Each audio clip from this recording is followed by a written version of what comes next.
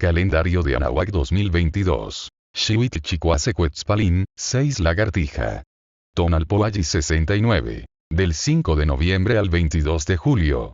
Además de organizar el Tonalpoalli en trecenas, los huehuetoltecas también lo ordenaron en veintenas, que dentro del Tonalpoalli se llaman Sempoalcalli, de Sempoalli 20, y calle y casa, es decir es una vuelta completa por el círculo de las 20 casas, siempre empezando en dragón y finalizando en flor. El Tonalpoalli no se combina con las otras cuentas, sino que las otras cuentas se forman de Tonalpoalli, así un año civil se compone de un Tonalpoalli más 5 Sempoalcalli y de otro y una quintana llamada Nemontemi, la cual no puede romper de ninguna manera el consecutivo de los 13 números y las 20 casas, dado que se fragmentaría el siguiente Tonalpoalli. Tonalpoalli. Sempoalcalli 4 de 13. 9 dragón. 4 de enero.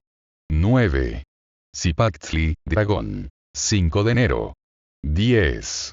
Ecatl, viento. 6 de enero. 11. Calli, casa. 7 de enero. 12. Cuetzpalín, lagartija. 8 de enero. 13. Coatl, serpiente. 9 de enero. 1. Miquistli, muerte. 10 de enero. 2. Mazatl, venado. 11 de enero. 3. Tochtli, conejo. 12 de enero. 4. Atl, agua. 13 de enero. 5.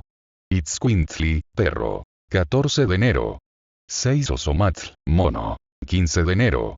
7. Malinalli, hierba. 16 de enero. 8. Acatl, caña. 17 de enero. 9. Ocelotl, jaguar. 18 de enero. 10. Cuautli, águila. 19 de enero. 11. Coscacuautli, buitre. 20 de enero. 12. Olin, movimiento. 21 de enero. 13. Tecpatl, pedernal. 22 de enero. 1. Quiahuitl, lluvia. 23 de enero. 2. Xochitl, flor. Cuenta unificada de Anahuac, basada en la investigación de Frank Díaz.